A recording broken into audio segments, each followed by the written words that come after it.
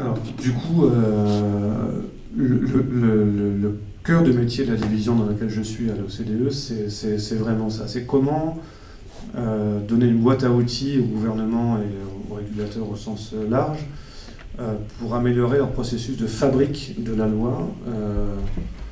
Au sens large, j'englobe aussi toute la production législative. Donc, l'OCDE a publié des recommandations en 2012, adoptées par l'ensemble des gouvernements. Donc, ce n'est pas des recommandations binding, comme on dit, même s'il y a une forme d'engagement moral à les suivre. Mais en gros, l'OCDE a donné toute une série d'outils et sur lesquels l'OCDE travaille beaucoup pour en cerner les contours, pour aider les gouvernements à améliorer leur processus. L'un des outils qui me semble fondamental, c'est bien faire une étude d'impact préalable. Donc une étude d'impact préalable, c'est dire, ça implique tout un tas de choses. Ça veut dire, définir quel est mon problème, quel problème pose ma nouvelle technologie. Deuxièmement, quel est mon objectif au travers de mon action réglementaire ou pas réglementaire d'ailleurs. Quelles sont les différentes possibilités qui s'offrent à moi? Est-ce que la loi est la meilleure solution? Est-ce que, une fois que j'ai choisi de faire une réglementation, quel est le panel des solutions possibles? Et puis essayer au maximum d'objectiver avec des faits et une analyse économique les avantages et inconvénients de chacune des approches possibles. Et en fonction du résultat de ces analyses, on est capable d'éclairer de façon beaucoup plus robuste le choix d'une ou de l'autre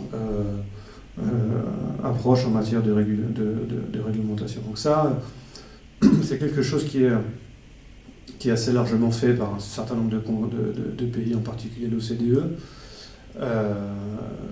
Il y a évidemment des possibilités d'amélioration des processus.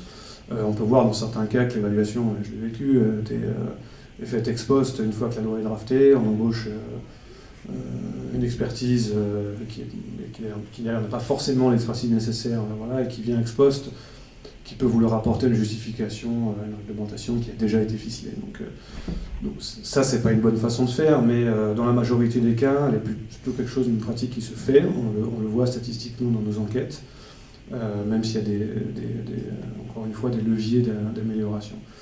Une chose qui est un peu moins faite et qui est aussi recommandée par l'OCDE, c'est l'évaluation ex post. C'est-à-dire qu'on suit un objectif ex ante, la loi est produite et finalement, est-ce que la loi produit ses effets? Est-ce qu'elle répond à l'objectif initial qu'on poursuivait lorsqu'on a fait cette étude d'impact ex ante? C'est fondamental en fait, parce que sinon, si elle ne produit pas ses effets, elle produit des effets adverses ou totalement contre-attendu, il y a lieu de revoir la réglementation. Donc ça, on voit que c'est quelque chose où c'est une pratique qui est beaucoup moins développée, et ça implique nécessairement de connecter cette étude d'impact ex ante et les besoins méthodologiques ex post. Si vous savez qu'ex post, vous avez besoin d'un certain nombre de données pour mesurer l'impact de la loi, c'est quelque chose qu'il faut anticiper dès l'étude d'impact, autrement dit, vous n'avez pas les données, sinon vous n'avez pas les données ex post pour évaluer l'effet d'une réglementation. Un autre aspect fondamental, c'est évidemment la consultation des parties prenantes, donc le stakeholder engagement, c'est-à-dire qui peut servir deux objectifs parmi plein d'autres. C'est recueillir de l'expertise quand même sur le problème auquel vous faites face. Au sein du gouvernement, vous n'avez pas nécessairement l'expertise pour comprendre les tenants, les aboutissants, les propriétés, les effets économiques de telle ou telle nouvelle technologie. Donc il est vital de s'appuyer sur l'expertise là où elle est, des gens qui sont affectés par cette nouvelle technologie. Et par ailleurs, une bonne association des parties prenantes peut participer aussi à une meilleure acceptation de la loi une fois qu'elle est adoptée et validée par le Parlement. Un autre aspect fondamental, et on voit qu'il y a beaucoup ce genre d'initiative se développe dans certains pays, en particulier type Royaume-Uni par exemple, où on a des agences gouvernementales qui ont vraiment une vocation à la fois horizontale et transversale sur l'amélioration de la fabrique et de la réglementation. Donc c'est vraiment des organes qui ont une vision sur l'ensemble des ministères, pour le cas français et leur équivalent au Royaume-Uni, pour conduire une réflexion et conseiller et puis stimuler aussi une action horizontale coordonnée entre les différentes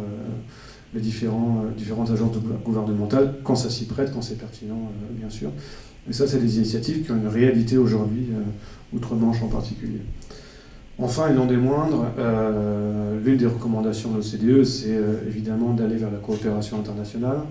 On a un peu compris pourquoi. Il est vital, fondamental d'utiliser toutes les ficelles et tous les outils de la coopération internationale allant de l'échange bilatéral, l'échange multilatéral, le peer learning, la création de réseaux internationaux de compréhension des bonnes pratiques, voire de conseils sur quelles sont les bonnes régulations, les bonnes réglementations. Tout ça est absolument fondamental et c'est un peu les choses qui doivent être faites par les différents, qui pourraient être mieux faites peut-être par les gouvernements pour bien choisir entre ces différentes solutions, ces différentes approches en matière de réglementation. On voit assez souvent que des États recherchent des solutions là où l'État voisin, finalement, a eu à peu près le même problème, n'a pas un problème foncièrement différent et a déjà expérimenté une approche de réglementation. Ça peut faire sens d'aller voir ce qu'en font ses voisins et de rentrer dans ces échanges pour améliorer sa production réglementaire.